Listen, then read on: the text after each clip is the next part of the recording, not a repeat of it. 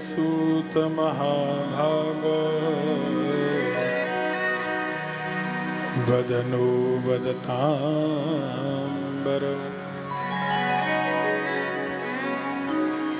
कथां भागवतीं पुण्या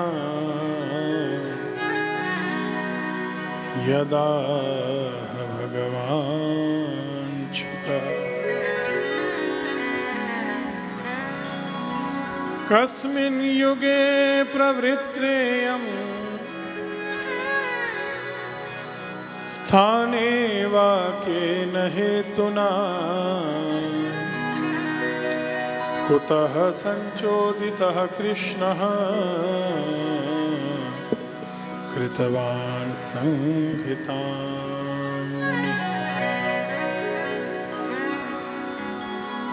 शौनकादि ऋषियों ने पूछा कि किस स्थान पर भागवत जी लिखी गई, क्यों लिखी गई, किस कारण से व्यास जी ने ये पुराण लिखा।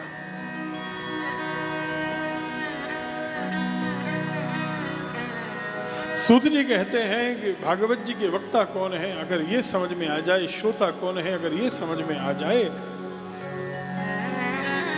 तो भागवत जी की महिमा अपने आप प्रकट हो जाएगी।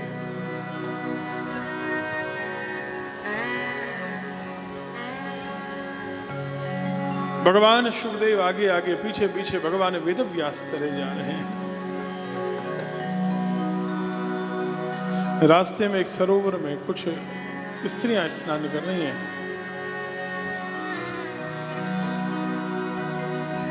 आगे शुकदेव गए जिनकी आयु 16 वर्ष की थी। उनको देखकर उन स्त्रियों को कोई लज्जा नहीं आई, कोई शर्म नहीं आई, वो नहाती नहीं। पीछे पीछे जिनकी दाढ़ी भी सफेद हो गई है, मूछ भी सफेद हो गई है, यहाँ तक कि पलकें भी सफेद हो चुकी हैं, जिनकी आयु हजारों हजारों वर्ष है, ऐसे व्यास जी जब आए तो स्त्रियों को इतनी लज्जा आई कि उन्होंने जो हाथ में आया, जैसे हाथ में आया वो वस्त्र पहन लिया। भगवान वेदव्यास रुक गए और व्यास जी ने कहा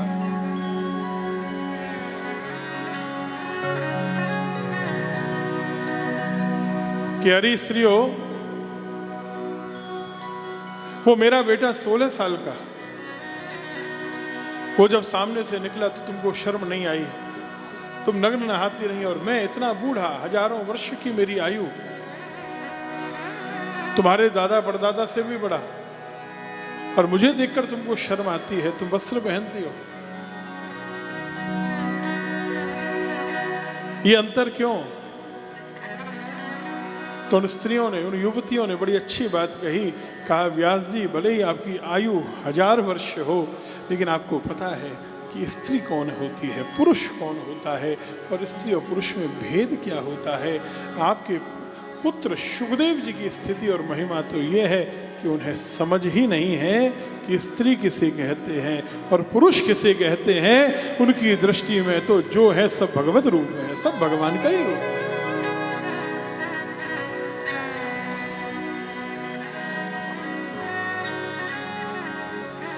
सिया राममय सब जग जानी, सिया राममय सब जग जानी, सिया राममय सब जग जानी, सिया राममय सब जग जानी। करहु प्रणाम जोग पानी, करहु प्रणाम योग पानी, करहु प्रणाम जुरि जोग पानी, करहु प्रणाम योग पानी। ये चौपाई हमने अभी गाई। कुछ लोगों ने हाथ भी जोड़ दिए, करहु प्रणाम जोर जोग पानी। चौपाई गाते समय क्या हमको ऐसा लगा कि सारे जगत में जितने लोग हैं, जीव हैं, पशु हैं, पक्षी हैं, अच्छा दूर की छोड़ दो अपने घर वाले ही हैं, और दूर की छोड़ दो सामने जो ब्राह्मण विराजे हैं, और दूर की छोड़ो जो सामने व्यास वक्ता विराजा है, क्या ये सीता राम का रूप है? क्या ये भगवत रूप है? ऐसी भावना हमारी आई क्या? नहीं आई। हमारे अंदर श्रद्धा आई। हमने ये समझा कि जगत में जो कुछ है सब भगवान का रूप है, ऐसी भावना होनी चाहिए। लेकिन क्या भावना होती है?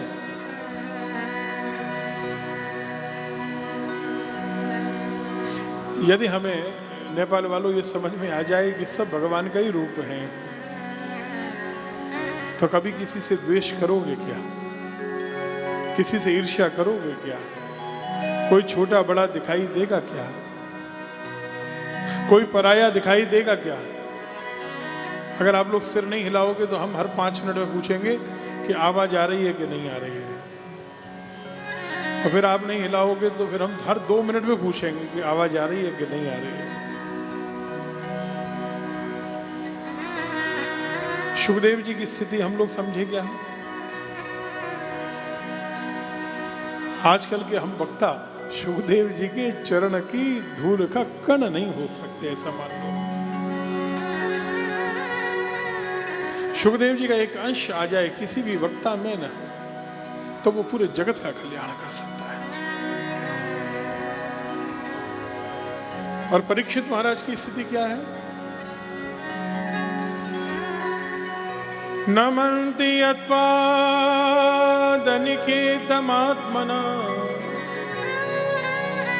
शिवाय हानीय धनानि शत्रवः। दुनिया का हर राजा, हर शत्रु जिन परीक्षित के चरणों में अपने सिर के मुकुट को रख रख कर उसकी नोक से प्रणाम करता था, त्रिलोकी में जिनका एक छत्र राज्य था, जिन्होंने पूरे विश्व को जीता था, जिनके जैसा धनवान, जिसके जैसा भूमिवान और जिनके जैसा उस समय विनम्र कोई दूसरा राजा नहीं था।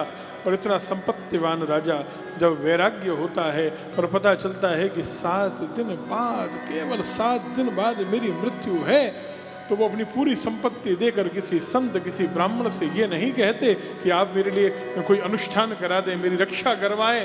उन्होंने कहा मौत आई है, मृत्यु आई है तो स्वीकार करूंगा, तो मेरी मृत्यु भी मेरा उत्सव बन जाएगी।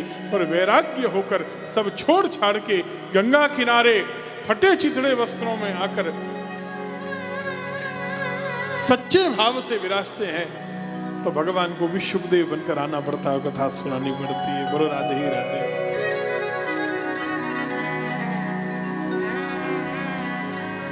जब समय है कमाने का तो खूब कमाओ, जब समय आ गया वैराग्य का, बुढ़ापा आ गया, तो वैराग्य भी पक्का होना चाहिए। होना चाहिए कि नहीं नेपाल वालों?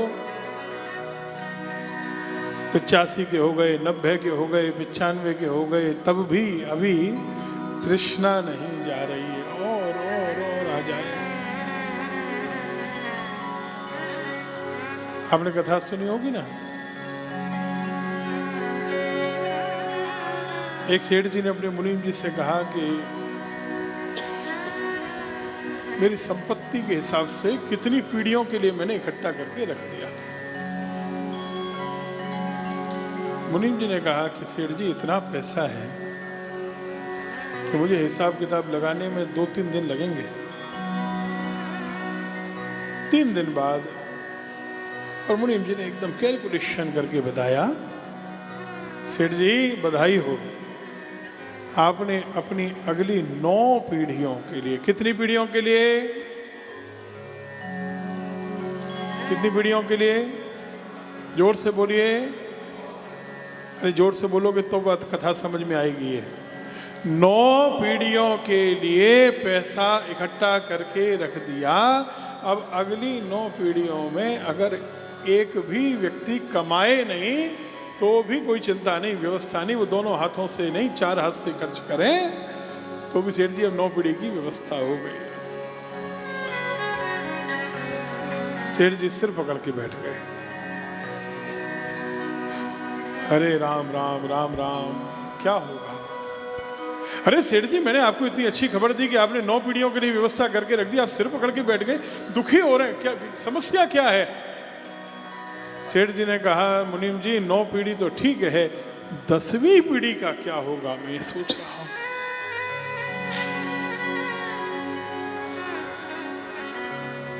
अब विराटनगर वालों, एक सच्ची बात बताना कि 9 पीढ़ी की बात तो झूठी है। अगर अगली पीढ़ी में केवल बेटा भी जुआ खेलने पर आ जाए, केवल जुआ खेलने पर आ जाए, तो 9 मिनट में सारा का सारा लुटा सकता है कि नहीं लुटा सकता है? बोलो।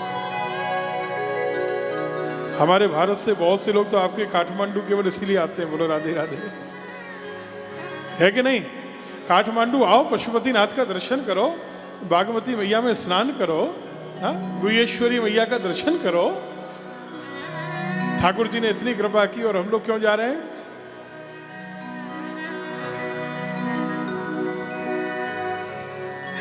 बात सच है कि गलत है?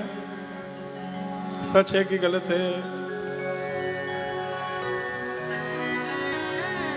एक बात हमेशा ध्यान रखना, व्यसन हमेशा बुरा है। तुम ये कहो कि मैं केवल नाम करने के लिए, एक शौक के लिए खेल रहा हूं, ये कर रहा हूं, तो भी बुराई है। अगर चाय पीने की भी ऐसी आदत है कि बिना चाय के शांति नहीं है ना, तो वो व्यसन भी बुरा है। व्यसन लगे तो ठाकुर जी के भजन का लगे कि एक माला से आनंद नहीं आ रहा है, आज एक और करेंगे। 4 माला की तो आनंद नहीं आ रहा है, एक और करेंगे। कथा 4 घंटे हुई, अभी और आनंद आया, तो महाराज आज तो 10 मिनट और हो जाए तो आनंद हो जाए।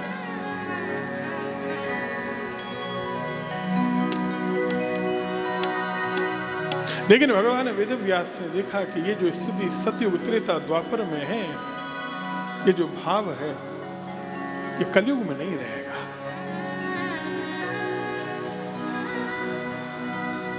इतना विशाल वेद है, कौन पढ़ेगा?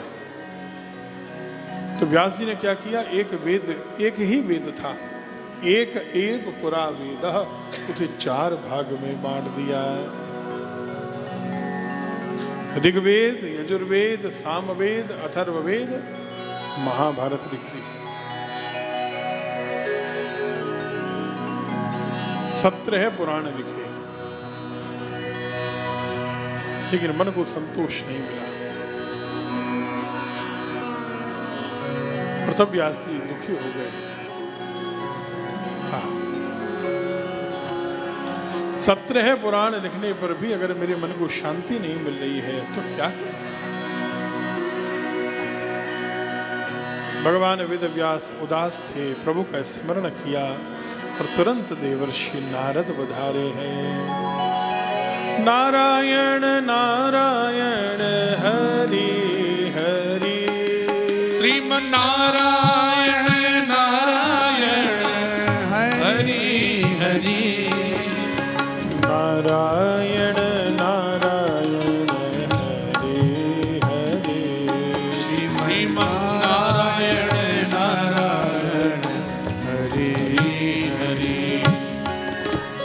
नारायण नारायण हरि हरि, श्रीमन नारायण नारायण हरि हरि, श्रीमन नारायण नारायण हरि हरि, श्रीमन नारायण नारायण हरि हरि। कहीं भी कोई गाएगा नारायण नारायण, सबसे पहले नारद जी की याद आती है। आप भजन करो तो ऐसा करो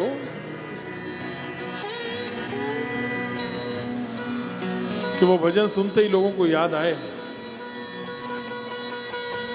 तो आपकी याद आए कि ये भजन तो वो व्यक्ति बड़ा अच्छा गाता है।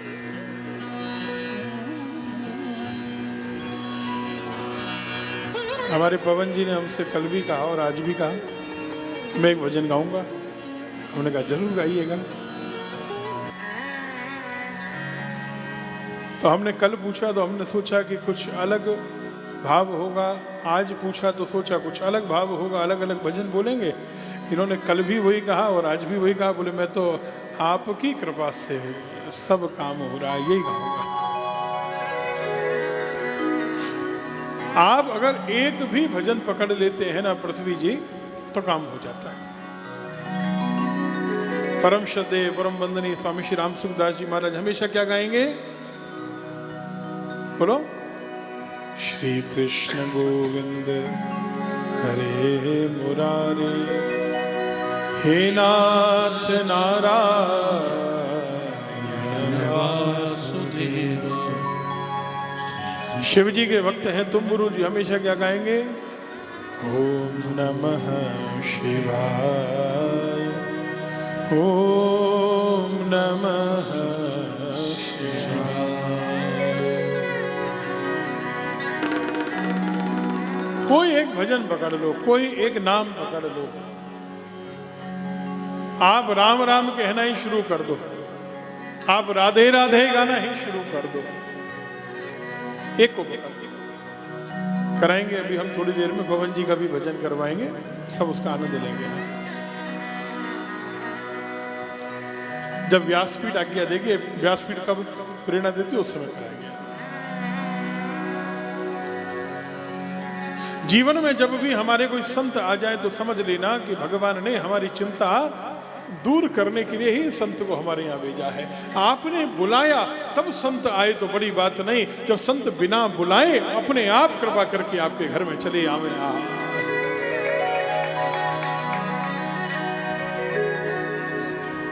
कभी ऐसी कृपा हुई है कि नहीं आप लोगों के जीवन में? हुई ना? तो बस ये जीवन का अहो भाग्य है, ये जीवन का अहो भाग्य है। आप पैसे वाले बने ये प्रसन्नता की बात है, लेकिन आपके जीवन में भक्ति आए, प्रभु का प्रेम आए और संत पधारे, ये आनंद की बात है। कल भी हमने कहा प्रसन्नता हमेशा नहीं रहेगी, सुख हमेशा नहीं रहेगा, लेकिन आनंद हमेशा रहता है। अगर संतों को ऐसा लगा कि आपका घर इस योग्य है कि हम यहाँ रुक सकते हैं, यहाँ आ सकते हैं, यहाँ प्रसाद पा सकते हैं, तो समझ लेना कि संतों ने आपको नहीं चुना, स्वयं ठाकुर जी ने आपको चुन लिया है।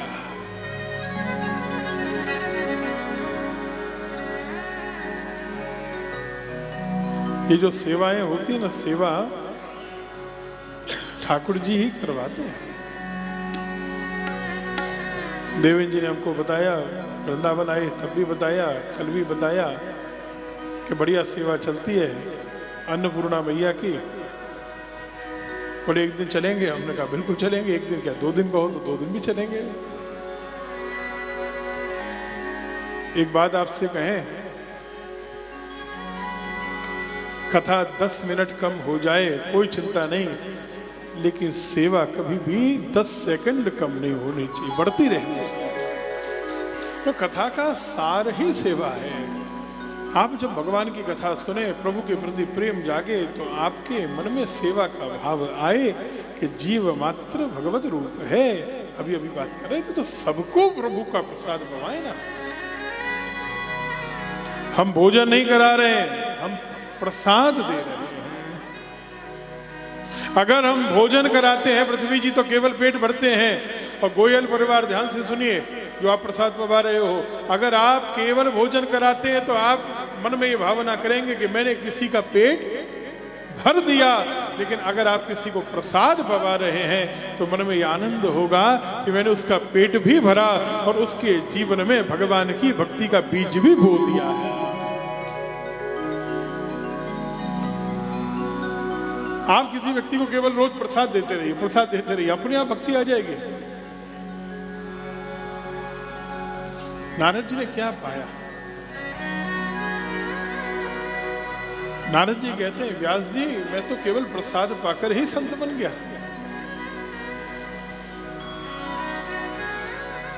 पूर्व जन्म में पिताजी को वैराग्य हो गया, महात्मा बन गए। मेरी माँ दासी के रूप में घर में बर्तन मांझ के झाड़ू पोंछा करके मुझे पालती थी। हमारे यहाँ संतों की टोली आई और उन संतों की जो जूठन थी, जो प्रसादी थी, और वो भी कौन सी, जो बर्तनों में शेष बचती थी, वो प्रसादी मैं पाता था। और पाने से मेरे हृदय में ऐसा प्रेम प्रभु के प्रति जागा, ऐसा प्रेम जागा कि कृष्ण के विरह में, नारायण के विरह में जब मैं रोता था, संतों ने कहा बेटा हम तो जा रहे हैं, लेकिन ये मंत्र तू जपते रहना, तुझे नारायण मिलेंगे। और मंत्र जपते जपते जब मेरा प्रेम चरम पर पहुंचा, मैंने कहा माँ मैं महात्मा बनकर जंगल में रहना चाहता हूँ। माँ ने कहा बेटा मैं तुझे जाने की आज्ञा नहीं दूंगी, क्योंकि तेरे सिवा मेरा दुनिया में कोई और है नहीं।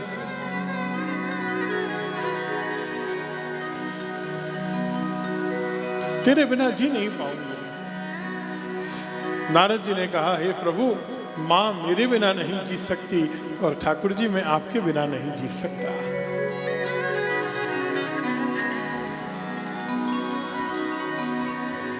मेरी माँ को अगले ही दिन सुबह सुबह सांप ने डस लिया।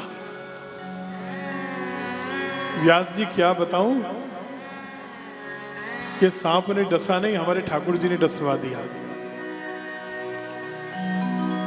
संत कौन है जो जीवन की विपत्ति में भी भगवत कृपा का अनुभव करे। क्या समझे? आपको पता है हम में और संतों में अंतर क्या है? महिमा क्यों संतों की, भक्तों की? जीवन में कष्ट भैया विराटनगर वालों सबके आते हैं, हाँ या ना? कोई ऐसा है जिसके जीवन में कभी कोई दुख नहीं आया हो? आए हैं हाथ उठा के तो बताते जाओ भाई। अब देखो, अब हम नहीं बोलेंगे, बार बार हम आपसे कहते हैं कुछ बोलो, उत्तर दो, कनेक्ट करो।